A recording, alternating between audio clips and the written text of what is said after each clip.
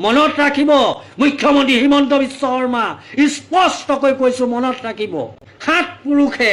খাই শেষ কৰিব নোৱাৰাকৈ যি পুঁজি সংগ্ৰহ কৰিছে সেইবিলাকৰ ওপৰত কিন্তু তেতিয়া বুলডোজাৰ চলিব আপুনি ভাবিছে নেকি আপুনি চিৰযুগমীয়া বুলি চিৰযুগমীয়া নহয় চিৰযুগমীয়া এইখন পৃথিৱীত কোনোৱেই নহয় তোমালোকে ছিংগাপুৰলৈ জুবিনদাক লৈ যাব তাৰপৰা মদ খুৱাই মাৰি পেলাবা নিজে তাৰ পাছত এতিয়া লোকক বদনাম দিবলৈ আহা তোমাৰ নিজৰ মানুহ এইবিলাক সেইকাৰণে গ্ৰেপ্তাৰ নহল আজি তন্ময় ফুকন যিগৰাকীয়ে আচলতে মদ মাংসৰ আচলতে আয়োজন কৰিছিল এতিয়া মদ খুৱাই মাৰিলে বুলি কোৱাৰ আগত আপোনালোকে যে এই ছিংগাপুৰত থাকোতে জুবিনদাৰ নিৰাপত্তাৰ ব্যৱস্থাটো কিয় নকৰিলা। নমস্কাৰ অসমবাসী ৰাইজ, আজিৰ ভিডিঅ'টোত আমি আলোচনা কৰিম হিমন্ত বিশ্ব শৰ্মাক এজন মানুহে বৰ বেয়াকৈ গালি পাৰিলে সেই বিষয়ে জুবিনদাৰ ন্যায় নিদিয়াৰ বিষয়ে ওপৰত কি কৈছে আপোনালোকে এই ভিডিঅ'টো শেষলৈকে চালে আপোনালোকে গম পাব আৰু এই ভিডিঅ'টো আপোনালোকে শেষলৈকে চাওক আৰু এই মানুহজনৰ মুখেৰে আপোনালোকে শুনক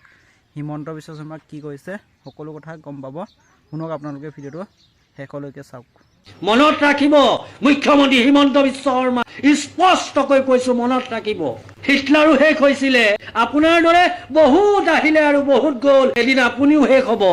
কিন্তু যেতিয়া শেষ হ'ব শেষ হোৱাৰ পাছত যাতে মানুহে এইটো কয় যে বৰ ভাল মানুহ আছিল কিন্তু মানুহে এইটো যাতে নকয় দ্বিতীয় হিটলাৰ এটা এইখন অসমত শেষ হ'ল সেই নামটো নলগাব।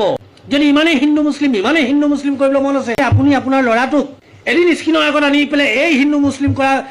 দেখাই দিবচোন যি ধৰণে আপুনি আপোনাৰ সেনাবিলাক লগাই হিন্দু মুছলিম কৰিবৰ কাৰণে আপুনি আপোনাৰ জাতীয় সংগঠন বিলাক লগাই হিন্দু মুছলিম কৰিবৰ কাৰণে কেতিয়াবা আপুনি আপোনাৰ পুত্ৰক আনিছেনে সেই নাই অনা 17টা কোম্পানীৰ মালিক বাহ বাহ নিজৰ ল'ৰা মালিক বন আৰু লোকৰ ল'ৰাই ৰাস্তাত হিন্দু মুছলিম জিন্দাবাদ এইখন কৰি থাকক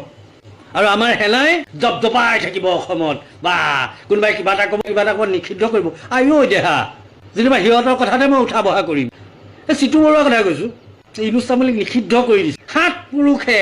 খাই শেষ কৰিব নোৱাৰাকৈ যি পুঁজি সংগ্ৰহ কৰিছে সেইবিলাকৰ ওপৰত কিন্তু তেতিয়া বুলডোজাৰ চলিব চৰকাৰ কেৱল আপুনি ভাবিছে নেকি আপুনি চিৰযুগমীয়া বুলি চিৰযুগমীয়া নহয় চিৰযুগমীয়া এইখন পৃথিৱীত কোনোৱেই নহয় বেলিতকৈ শক্তিশালী নক্ষত্ৰ আছে নেকি বেলিতকৈ তাপ থকা নক্ষত্ৰ আছে নেকি এই বেলিও 4 বজাৰ পাছত নিশেষ হৈ যায় আন্ধাৰে আৱৰি ধৰে মনত ৰাখিব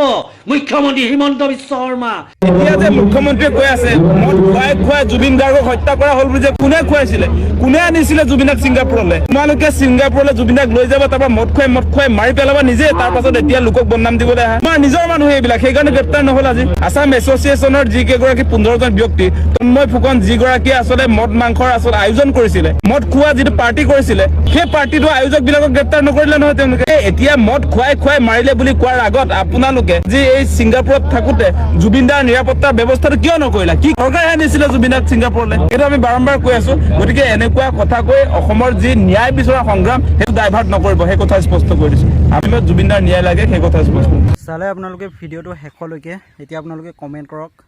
আৰু সকলোৱে কমেণ্টত লিখক #justice4Jubin Garg বুলি আৰু আমাক জুবিনদাৰ ন্যায় লাগিবই আমি হাৰ নামানো কোনেও যাতে আমি হাৰ মানিব নালাগে আপোনালোকে সকলোৱে কমেণ্টত লিখি দিয়া জয় জুবিনদা। এই ভিডিঅ'টো আপোনালোকে লাইক কমেণ্ট শ্বেয়াৰ আৰু চেনেলটোত নতুনকৈ অহাৰ বাবে চেনেলটো ছাবস্ক্ৰাইব কৰিবলৈ নাপাহৰিব।